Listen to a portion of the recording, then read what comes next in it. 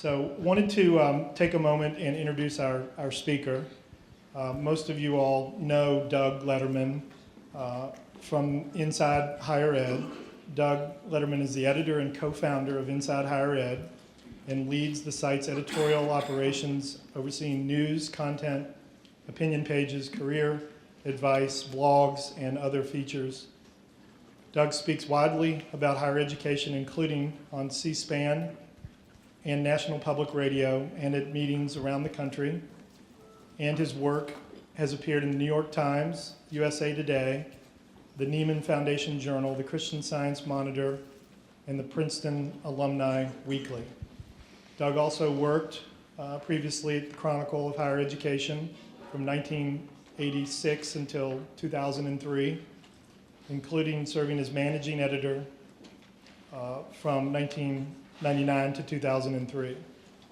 He won 3 national awards for education reporting from the Education Writers Association and is a 1984 graduate of Princeton University. And just wanted to welcome Doug Letterman.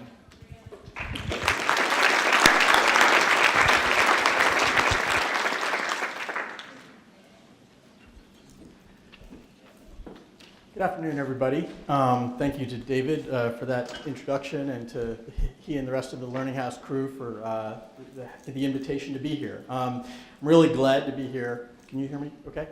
Really glad to be here to talk to you about this sort of fast-changing environment that all of you are operating in, you and your institutions. This is as interesting and eventful a time as I can recall in my my many years of covering higher education. It's a very difficult climate for campus leaders to sort of maneuver and negotiate. And so I really admire the work that you are doing every day. It's hard work. In thinking about today's, what I would say here today, I didn't prepare too far in advance because things are changing so fast that I didn't want it to be out of date. But I wanted to try and frame things in the way that would be most useful to all of you. So I decided to try and frame my comments around some of the questions that are driving our coverage at Inside Higher Ed, and to fill you in on some of the questions that we sought to answer in our recent survey of faculty views about online education, which I hope some of you have seen. And if you haven't, give me your business cards afterwards and I can send you a link to it so you can download the PDF. What journalists do, as I see it, is ask questions. The questions we think our readers are pondering, or should be if they aren't, or the ones that other people aren't in a position or aren't so inclined to ask. That's really one of the key roles of journalists. And David and I were just talking about it's a role that a lot of journalism organizations are having a harder and harder time fulfilling, which should probably concern all of us as we care about our society. When we're doing our jobs well, we anticipate the issues and the questions that you're wrestling with in your jobs every day. And in your professional lives, and when you go home at night and wonder what's going to surprise you or slam you when you get to the office tomorrow. And ideally, we explore them and try to tell you what we found so that armed with that information, you can do a better job at what you can do your jobs better. I was very specific to frame this as a set of questions, not a set of predictions or pronouncements. There's so much uncertainty these days that I'm suspicious, and I encourage you to be as well, of people who seem too confident about where things are heading.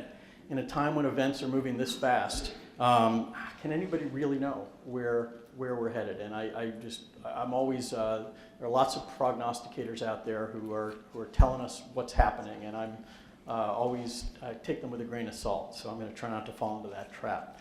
I'm trying to keep my comments brief, so to leave as much time as possible for Q&A. It was clear from some of the other sessions I've been to that this is an inquisitive and thoughtful crowd, and I'd like to think that my comments will give you fodder for questions of your own, and I really encourage you to ask them. Trust me, not all of the groups I talk to are thoughtful and inquisitive. A lot of them just sit there, so I really want you not to, so please. So I will call, what I tend to call this is 5 higher education questions keeping me up at night. The first one, and it's probably the one I get asked the most, is this time different? Is the higher education industry about to be disrupted in a significant way? That's a word we're hearing a lot about right now is disruption. We had the president of a major public university in our office a few weeks ago. He was talking to me about how in his 25 years as a faculty member, he and his former colleagues would sort of roll their eyes as president after president came through and told them that higher ed faced significant challenges and needed to change. Now the president said to us, I'm the guy walking in, and I've got to make a compelling case for why it's real this time. From many quarters of higher education, and from a barrage of analysts inside and outside it, including people like Clayton Christensen and Jonathan Grayer's successor, Andy Rosen, who's got a book out that talks a lot about disruption. We're barraged with predictions of massive disruption. It's been intensified in recent weeks and months with the emergence of the massive online open courses that Andy and Jonathan and others discussed this morning. And with a high-profile entry into online learning by elite institutions through edX and Coursera and some of these other companies. In the last few weeks, we've watched the spectacle of the University of Virginia being practically ripped apart by the board's belief, or the belief of at least a handful of board members, that the university needed to change, and very fast. The irony is that UVA is one of our finest public universities, and it's arguably one of the relatively small number of colleges and universities out there that could probably keep doing what it's doing for another 25 years, if not another 100 years. So the irony of UVA being sort of suddenly a poster child for the need for immediate change and disruption was not lost on a lot of us. So why this sense of impending disruption, if not doom, in the air, especially at a time when higher ed is as in demand and held up as seen as more essential than virtually any time in our history? Why, given that, are people suggesting that sort of college and universities and higher education as an enterprise is troubled? There's a set of both financial and technological reasons. The financial ones are not going to be news to most of you out there. For public institutions, we've seen state funding shrink and continue to shrink, and it is unlikely to return to its prior levels, or certainly catch up to the enrollment growth anytime soon. The same can arguably be said at the federal level, where it seems that student aid and research, which are the sort of primary means of federal investment in higher education, are going to be constrained no matter who wins in November. Most of the things that universities have tried to do to extend their runways in the last few years have been done, most of the easy ones at least.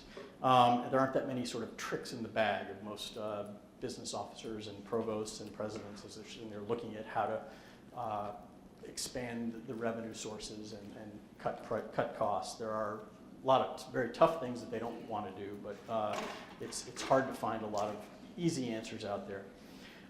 Tuition elasticity. If you'd asked me 25 years ago whether I expected tuition prices to be where they are today, I wouldn't have imagined that they could get this high. And yet they have. And while there's obviously complaining about it, it's continued to stretch. But I don't think there's a lot left in that rubber band.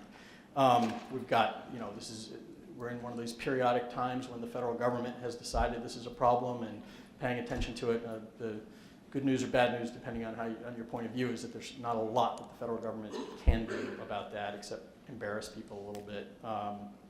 So I don't think there's a ton that they're going to do on tuition, but it's an election year issue. It's going to be a meaningful election year issue, and I think it's going to continue to be a problem. So given all these factors, I would argue that the business models for most sectors, and I think it's true public-private, it's true for-profit, nonprofit, 2-year, 4-year, most of the business models are struggling, if not broken, in different ways. We've seen increased cost shifting to students. Again, that's, I think, not sustainable. And that's especially true as the economy has turned down and more of your graduates and our children are ending up back on our couches, their parents' couches. And amid growing evidence of Dave Kleinfelter and Jonathan talked about this morning, brought up academically adrift, amid evidence of at least hard questions about the sort of quality of the output of students. Although I shared, one of them said this morning, made the point that Given the differences in the sort of who you're educating these days, I think the fact that we haven't seen attainment rates increase is actually, doesn't mean that things are really bad in higher ed. The pool of students that are being educated is very different from how it was 20 years ago, and I think the fact that colleges have held their own is actually says something, isn't nearly as negative, isn't nearly sort of sky is falling material. But what we are seeing, and I think this is real, is increasing public questioning about the value of a degree and the value of what a particular college is offering. And I think colleges are increasingly going to be asked to provide evidence of that value. So that's kind of the financial, environmental changes. We've also seen a set of technological changes. The pace of change, or at least the rhetoric of change, the pace of rhetoric of change has accelerated rapidly. Things that were not possible a year ago, let alone 5 years ago, are now unfolding. We've got courses with 160,000 people in them online, offered by some of the country's finest universities. We've got reasonably good and improving mechanized grading of essays and things. And there are a bunch of things that have made tangible to more people the possibility of true alternatives to campus-based learning. So all of this, the combination of financial and technological, is leading to lots of prognostication from prominent commentators that traditional higher education is seriously threatened.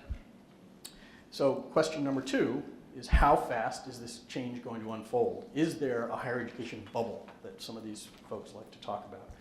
We've had people like Clay Christensen argue that the disruption is going to be massive and fast once it happens. He looks at a bunch of other industries and sort of suggests that higher education is the same, or at least similar enough. That scores, if not hundreds, of colleges are going to be closing, driven by online education and some of these other forces. There's a new book by Glenn Reynolds, the creator of Instapundit, which is a website, argues that Americans are quickly deciding that higher education just isn't worth it. There's a quote from that. Bubbles form when too many people expect values to go up forever. Simply put, the cost of higher education has far outpaced its actual value. The bubble is going to burst. I don't really buy it. That's one opinion, I guess you'll hear me assert, one prediction. I think that rather than a bubble, I'm going to forgive this analogy, but I think it's a balloon with a small hole in it. So you know, you see the balloon and it starts to get a little. If it's a helium balloon, it starts to fade a little bit, and I think we're seeing that. I think there is an erosion. There is a problem that can't be denied, and the leakage could speed up so that it happens faster, but it won't be sudden. Bubbles pop, balloons leak, and I think we're much closer to a balloon than a bubble. See what you think about that. Chew on that one for a while. So, but here's an analogy that to me sort of is the reason why I think I see it that way. So lots of us old fogies liked our albums, our musical albums, and then we switched to CDs, and that was all right too. But ultimately, there were some, you know, I liked the albums, I liked the pictures, all that, but it was really about the content, ultimately. I mean, so once there emerged a better, cheaper technological way to get recorded music, there was really no reason not to switch to MP3s, and most of us, we may still have some CDs, and I still have an album and turntable, and I occasionally put them on for nostalgia purposes, but the MP3 is clearly better, and that's, you know, why the record industry is in the shape it's in. So and there are people who will compare higher education to that industry. I think it's different. There's something about higher education that either can't be replicated, be it parties in dorms on the one side of things, or the fortuitous encounter with a professor walking across the quad. Things that either can't be replicated or haven't been replicated very well yet. The process or experience itself is important, perhaps as important as, if not more so, than the content. So I do believe that over time, parts of what makes traditional higher education distinctive may well be captured or replicated by technologies, or that they can be rendered more cheaply and with equal or at least sufficient quality. But I don't think that's going to be rapid either, and I think significant numbers of people, even when that's available, will still want the original because of that sort of process or experience. So I think in that way, higher education may be a little more, if you imagine a continuum, maybe a little bit more like journalism, which my industry, which has been pretty seriously disrupted, but not arguably as much as the music industry. Because there are things about the process of consuming information and news that is, I think people like and some people really value. And I think journalism is probably closer to the music industry than it is to higher ed, because it's primarily a one-way street, although obviously some journalism organizations are trying to change that. But I don't know if this all makes sense, but that's sort of how I really think there are some real differences in how people experience and want to experience higher education that are going to impede it from just sort of rapidly just vanishing. At least that's my gut sense. So number 3, will higher education retain its stranglehold on credentialing? And what happens if it doesn't? So lots of academics, I'm guessing, I know there's some of you are faculty members, I know some of you and some of your provosts and others out there, so talk to some of your faculty. A lot of academics push back against the idea that higher education is only about a credential in the job market. It's, we want to believe that it's about much more, and I tend to believe it is about much more. But we're seeing lots of public sentiment, including, I think, some of what the Obama administration and the big foundations are pushing with this completion agenda, is very much pushing in the idea that the credential is what matters most. The irony of the sort of the distaste among many academics for that view is that one of the most significant protectors of traditional higher education is the fact that colleges and universities more or less own the credentialing function in our society. Employers have used where people went to college and the fact that they have degrees as a sorting function for hiring in a lot of cases, and colleges have owned that. There is a budding movement out there represented by the Khan Academy, which was mentioned this morning, and there's this movement about badges, which if you haven't read about, it would be worth you reading about. The Mozilla Foundation and others are pushing that. The certificates that some of the providers of these massive online courses are offering that aren't in a real credential, but they're sort of a quasi-credential, I guess I'd say. You were one of the top 1,000 completers of this course or whatever. There are lots of things out there that should make you nervous, I guess, and that could pose an alternative to this idea that somebody else besides the colleges could provide credentials. There are companies that Microsoft has done this in the very narrow technology space for a long time, but it hasn't spread in a major way. There's a lot more attention so it's about creating alternative forms of recognition that employers and or consumers might value and come to see as important, or at least on the scale, at least somewhat important, and might conceivably replace college degrees or other credentials. So this is coming at the same time where higher education's own system for ensuring the value and quality of degrees, our accreditation system, is under pretty strong attack and real questioning, held at least partially responsible for the perceived underperformance of American higher education. So there's a lot going on in that space. To me, right now at least, there's relatively little evidence that employers and businesses will recognize other forms of credentials in a meaningful way. And until they do, I don't think consumers will. So again, I don't think this is going to be something that happens with a snap of the fingers. But if you're looking for the thing that would really undermine traditional higher education, it would be somebody else's credentials being seen as equivalent or better, more telling of what graduates or the people who have them can do. That's going to be the thing that sort of breaks the dam. How many schools and programs, this is number 4, how many schools and programs can go online specifically and generally and in specific fields before there is a glut in the market? This is probably something that a lot of you are thinking about at various times. When we've surveyed college presidents and provosts and business officers, online education has clearly emerged as one of the institution's key, and in some cases few, strategies for producing more revenue as traditional sources of funds decline. And I don't think there's any question that there's lots of opportunity there, and that the colleges and universities that are flocking on to the web now, as many of your institutions are doing and have done, are having success in expanding their student bases. And I think it's clearly extended the runways for some period of time for a lot of your institutions by bringing in additional revenue. For how long is the question? That's again a question I don't have an answer to, but it's a question I'm asking. As more institutions introduce online programs in given fields and in specific regions or areas, are there limits on how many programs can be successful and sustainable? And that's a good question, and one again that I don't have an answer to, but that I'm asking. The last of my questions, and this one will take a little bit longer, is the faculty an impediment to innovation or progress in higher education? Or is it a check and balance against a headlong rush to lower quality? Those are obviously two polar opposites, and the answer is probably somewhere in between. But in many meetings I'm at, and I've met a lot more meetings of administrators than professors, although I get to some of both, professors are held out as stuck in their ways, hostile to the changes that the reformer types say are necessary, increasing use of technology, greater assessment, et cetera.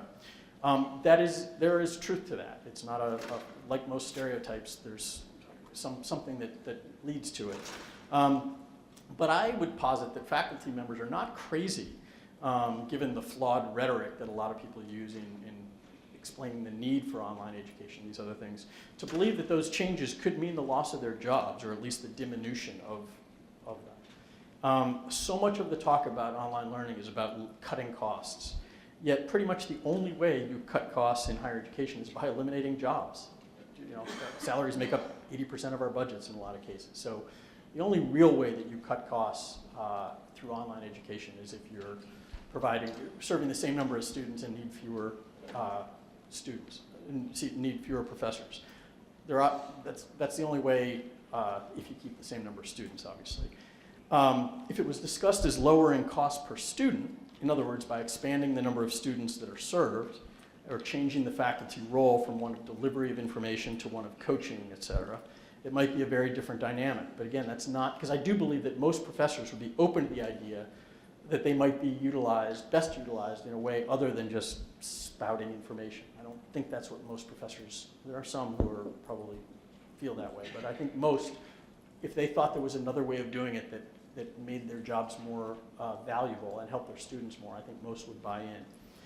But that's really not the way that online education is usually presented, at least at a lot of the places, a lot of the sort of discussions that we see.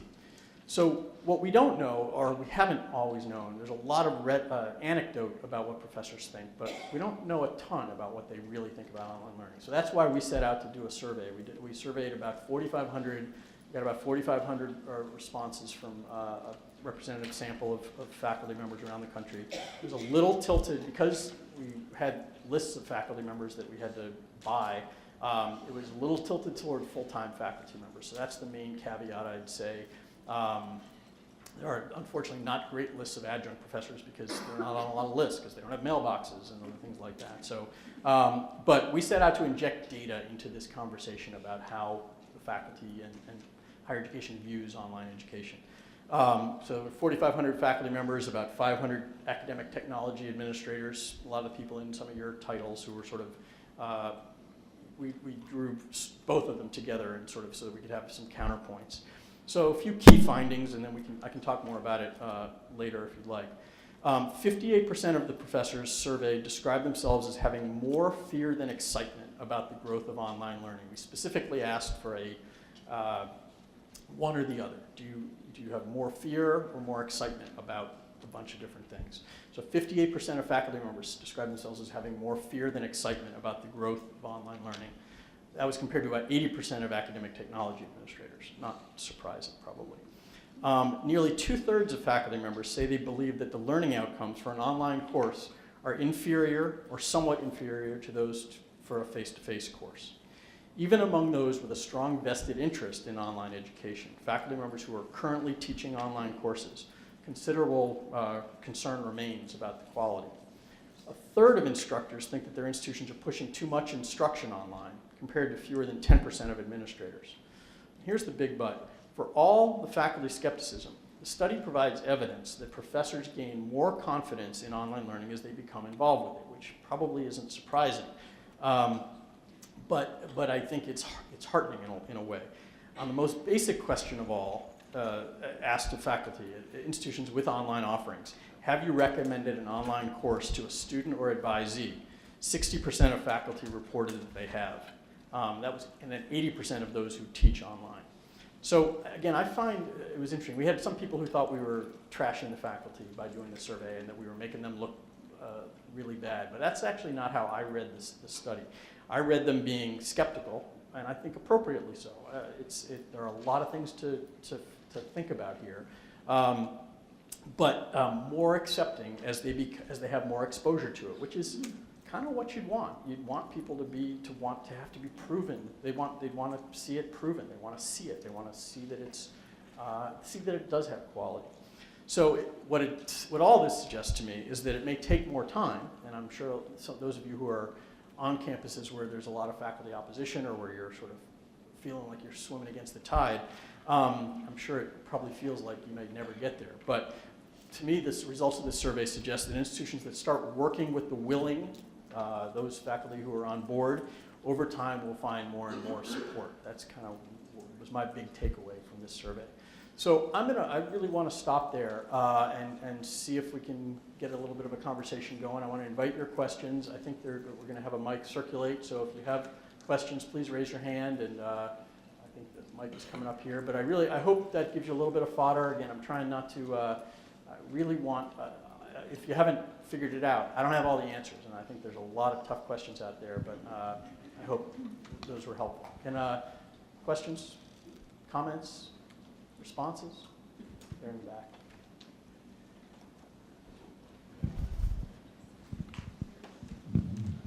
So I know you tried to weasel out of it, but Yes, that's one of my.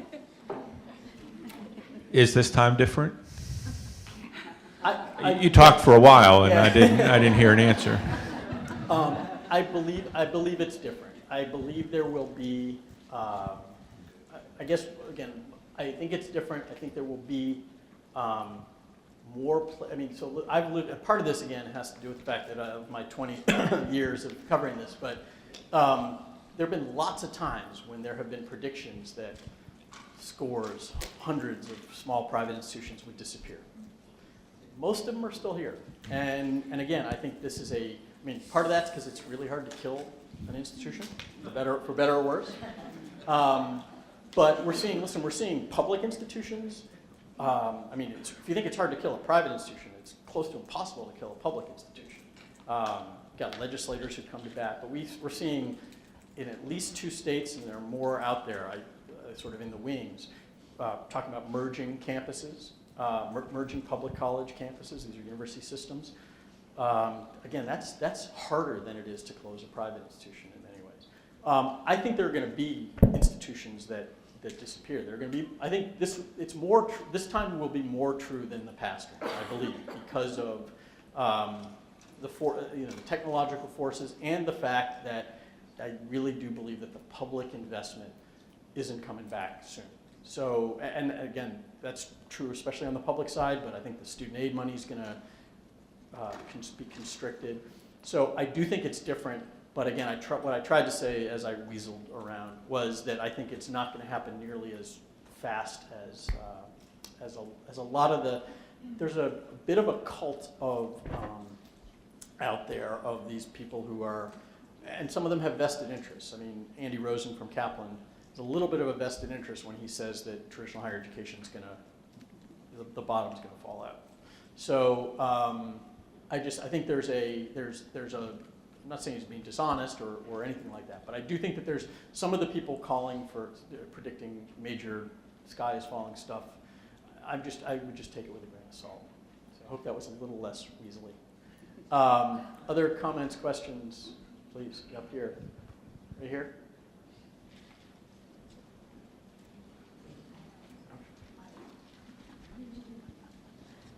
There you go, to your left. Okay, thanks.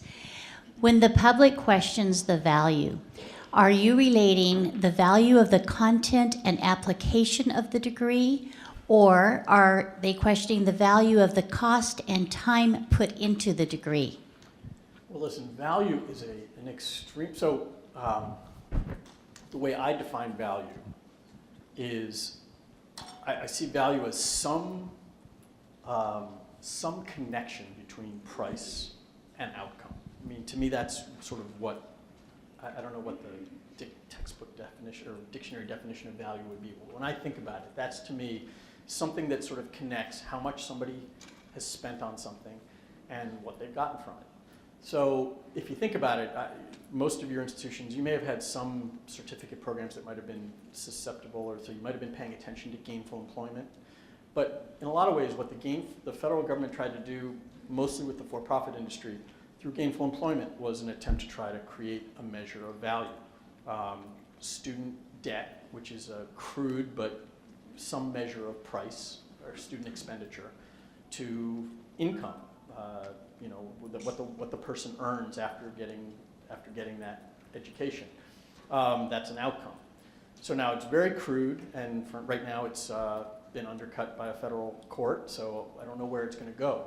But to me, that's the way of the future. Now, I don't think that means that the federal government's going to try to apply gainful employment specifically to the rest of higher education. But if you think that the attempt to try to connect, to try to create a measure of value isn't going to be replicated elsewhere in higher education, I think you're wrong. I think there will be other attempts to try to, and I think it's going to be, higher education would be smart to try to get out in front of that and find ways to prove that itself. But to answer your question, I think it's a combination. I think all these things are interconnected. The fact that we have this bad economy and we have more and more kids coming home and living in their parents' basements is adding to the perception that the value of, it's really interesting because one of the things I'll be doing on my plane ride home is writing a story about a report that's being released today that tries to make the case that, tries to counter the argument or at least color the argument about whether higher education is affordable, and sort of arguing that it shouldn't be seen as like the purchase of a car, or the purchase of, that it should be more like a house that you make payments on over time, and that it has a long tail. Because if people view it as something that's supposed to have an immediate return, and so, but I do think that there's, when you've got people who paid $150,000 for a degree or more, and one of the supposed outcomes is a for better or worse a term, gainful employment, and then the kids living in my basement, it's not surprising I'm going to have that ask some questions. So I think the bigger questions, I think the bigger questions are, I think price drives all this. I think if we didn't have a sense that higher education was, quote, too expensive, I think the rest of it, the whole assessment movement, I think price drives almost everything. I think there are questions about concern about the quality of the content, but in particularly, I think the biggest other question that needs to be answered is about rigor. I do believe in, to me, the fact that students from academically adrift, the fact that students supposedly didn't make progress on a test, to me, the most damning stuff in academically adrift was about how few students were having to read more than 40 pages in there were some real questions raised in that study that looked not at the true outcomes, but at actually what were being asked of students. Relatively few writing papers of more than 10 pages. There were some real questions, I think, raised about whether students are being pushed hard enough. So I think the value question is multifaceted, but I think I'd say price drives most of it. Other questions?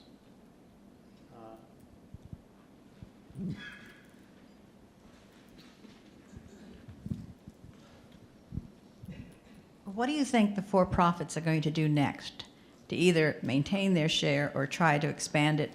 And will the big players do something differently than the small ones? Well, it's been a very eventful few days. I don't know how closely those of you follow it, but and I think it's going to differ. I think there are places, some of the big players are going to have to shrink. I think they're going to have to shrink purposely. Because, Ashford, which was sort of denied initial accreditation, it tried to move from the Higher Learning Commission out to the Western Association, and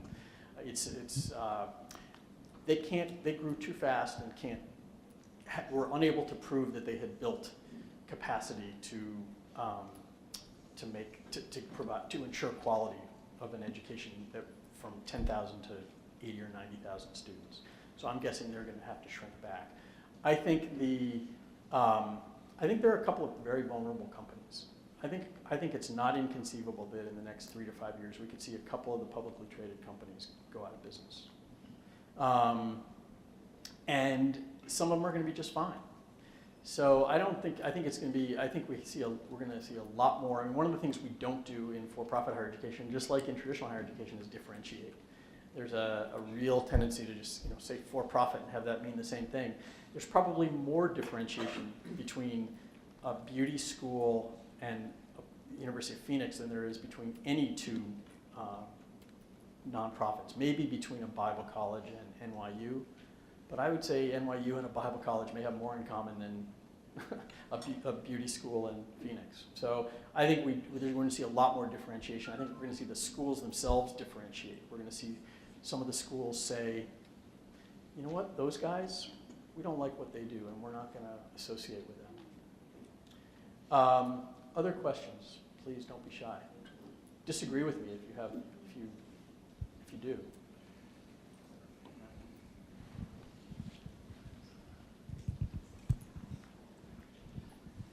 For over 200, close to 300 years, American higher education has been the gold standard for the world. Do you see that shifting in the next 25, 30 years? Well, here's one of the things that's been really interesting. So when I said, I referred to this obliquely, one of the big reasons we've had a lot of attention paid to higher education in the US in the last few years is because the US has slipped in in the various rankings of how we fare internationally. We talk, there are a whole bunch of countries for a long time. I mean, President Obama's first big speech to Congress after he was elected, one of the key ideas was that we were no longer tops in the world in the proportion of Americans with a college credential. And his vow was to get us back to that. So that's based on these statistics that are produced out of the OECD organization. It's a European organization primarily, but that compares a lot of data from different countries. And the US has indeed, for a long time, we had among people, and we still among people, older cohorts have the highest proportion of people with degrees. And and it is concerning that among 25 to 34-year-olds, we're not nearly there. Our 25 to 34-year-olds are, I don't know what the latest, 15th maybe in the world. But here's the thing. Part of the reason why that is true is because from 30 years ago, our higher education system is so much more democratic, small d democratic, than virtually any other. And we have widened the pipeline for good, mostly good, I think. So we're educating a lot more people, increasingly from poor socioeconomic backgrounds, increasingly coming in from crappy schools with lesser prepared academically. So the fact, it's not shocking that, so basically, and what's really happened is that a whole bunch of places have passed us, have gone, we basically flatlined. We're at the same level, basically, that we've been for a long time. And a whole bunch of countries have increased. So I think we're at about a little under 40% of our population has a credential. And there are countries that are in the high 40s and 50s. Is that a bad thing? I mean, again, if the reason we've stayed level is because we've expanded higher education opportunity to a lot more people who come in less well prepared and are harder to educate, and a bunch of countries that are frankly less democratic, small d democratic than ours, have figured out a way to educate their people better and finally pay attention to higher education. To me, that's just not such a bad thing. It's great for the rest of the world, and it suggests that that there is, I don't know. One of the whole underpinnings of this idea that we're sort of failing is I question some. I'm a little skeptical of it. Question of whether there's no question that a whole bunch of places that for a long time didn't care too much about educating their broad populations are doing that now. To me, in general, is a good thing. We're going to benefit in certain ways because some of those people are going to come over here. I mean, I think it's going to be harder for institutions to compete for students from other countries if the other countries are doing a better job educating their own people. So there's no question there are implications, but a lot of parts of the world are growing faster than we are. So I don't think the international environment, and our institutions are still, we still own half of the best institutions in the world, if not more than that, maybe 2/3. And that's where a lot of the ideas and the so I'm not somebody who's freaking out about our standing in the international standing in higher education. I could be wrong, but I think I think we have a lot of problems in our country that we need to fix, but the international standing isn't one that keeps me up at night. Other questions? David, did you want to ask something yourself, or you just? I was going to ask you if you could tell us how the audience could get the report that you referenced, Sure.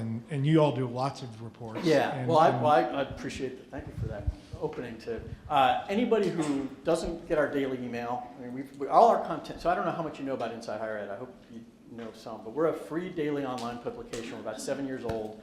All our content is free. We make money by having colleges advertise their jobs. I'm happy to tell you about that. But if you don't get our daily email, we have a daily email. Again, that is free, like everything in it. Happy to sign you up for our daily email if you want to give me a business card. And if you give me a business card and write online report, I'll send you. I mean, it's on our website, but I can certainly send you a link directly to it. We did the survey of online faculty views on online learning. We've done surveys. We're a few weeks away from releasing one about business officers. We're doing our first ever one about HR, human resources.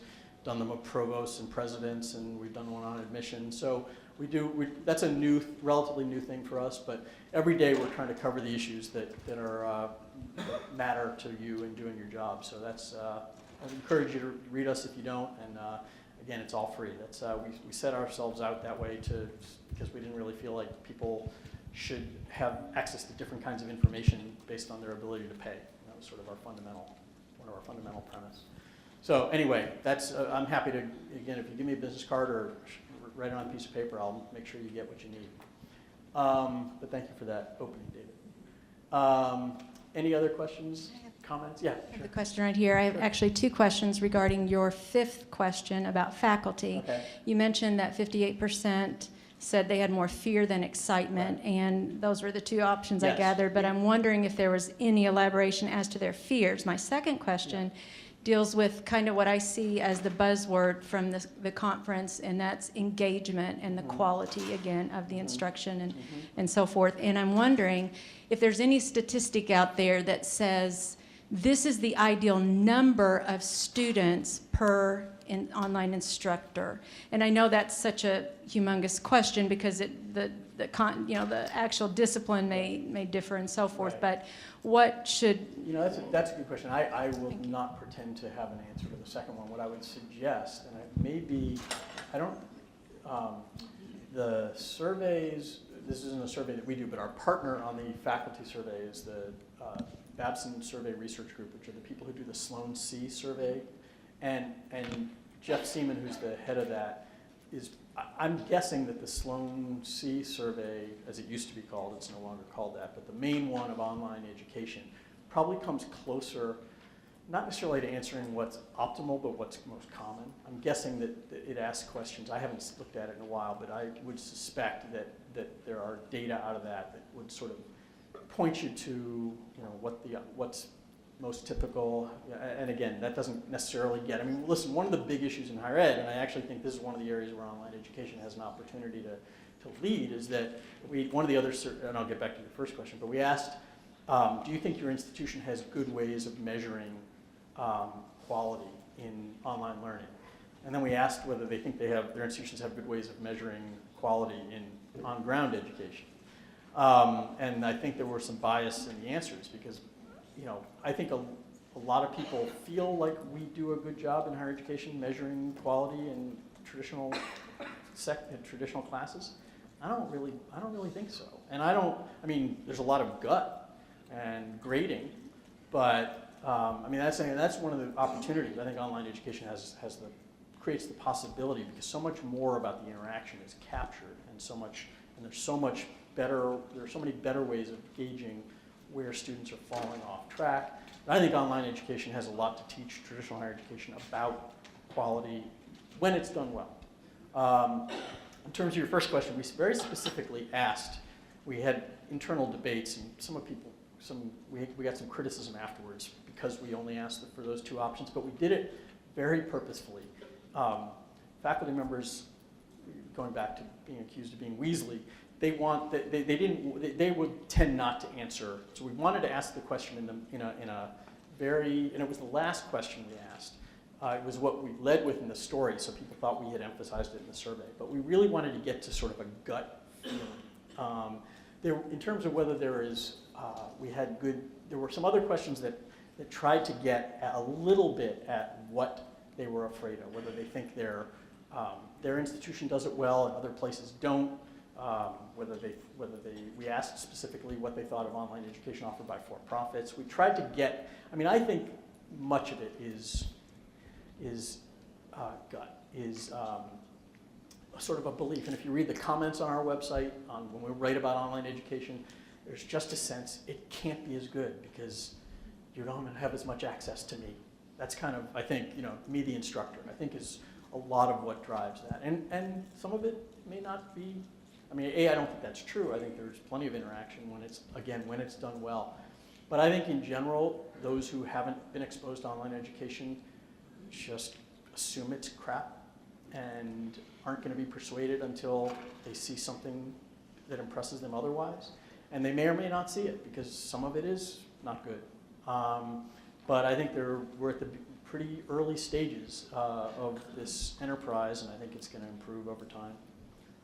So, yeah, over here. Yeah, I don't have a microphone, so I'll just use my preaching voice or something here. I have a dear friend who's just gone to be the president of a small confessional college in the South. Just gone. May have just moved in. And let's assume he called you as a consultant with reference to online education. And let's assume the first thing you told him was subscribe to Inside Higher Ed. Which would absolutely be. And the second thing you said was hire Learning House. Okay. Beyond that, right. What 3 or 4 things would you tell him absolutely not to do with reference to exploring or opening online? And what 3 or 4 things would you encourage him to be sure to consider doing? That's a good question that I did not prepare for. Well, so I guess to me, so much of this is about salesmanship. I believe figuring out how to do it well is a bit of it takes time, it takes experimentation. So I think most places, if they set out to do it well, can eventually get there. But I think so many of the decisions, there's so many traps. I would say start with the faculty who are willing. Find some faculty champions, people who are at least open-minded about it. Because if it's top-down, it's dead.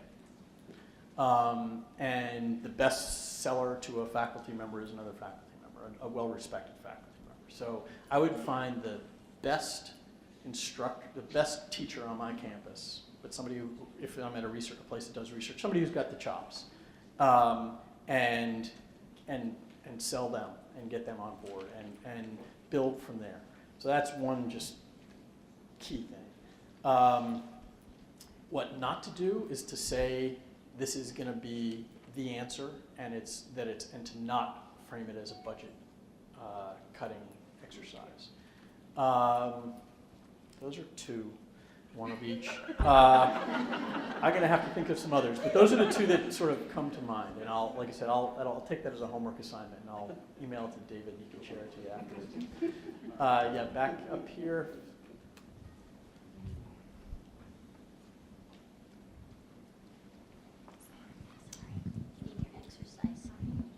Governor Brown in the state of California just made a major statement through a major move. He put a restriction on Cal Grant monies to all universities who have a lower than 35 to 40% graduation rate. Applications to those will not be funded. Is this on the radar for the rest of the country, and do you think government is going to start intervening in this manner? Interestingly, he excluded, if I'm not mistaken, community colleges, which is, I mean, which basically means, not entirely, but he pretty much was going after the for-profits, or at least that was significantly what he was doing. But there are probably some, I dare say there are some big publics out there that could be in trouble as well if he went that direction. Listen, I mean, we don't have, there is, right now there's a lot of discussion in Congress about how, not whether, but how to cut back federal student aid. I mean, the Pell Grant program has almost doubled in the last 4 to 5 years, and partly because of changes in who was eligible, partly because of people's worsening economic situations. It's a 30, 35, almost $40 billion a year program now, up from 14 to 6 or 7 years ago. The federal budget is in terrible shape. A bunch of state budgets are in terrible shape. I think we're going to, and that's, again, in terms of that macro environment, we are absolutely going to see efforts to constrain and hopefully intelligently student aid. I mean, and the tricky part is intelligently, because that intelligence and government don't, those two words don't go together all that well a lot of the time. But so it's really tricky. But I believe it's absolutely, I don't know whether that exact thing will be replicated, but and California, for better or worse, is our, at the bleeding edge of lots of things. So I think it's worse there than just about any place, but are other places far behind? Probably not. So I think we're going to see more of that. And it's, you hope that smart things, until the country decides that we need to raise taxes or change the tax structure. I mean, California's so broken, I think it can only be fixed by a constitutional convention probably. But, yeah. One more question, anybody? If not, thank you very, very much. Again, bring me your cards if you want to receive either the survey or thank you.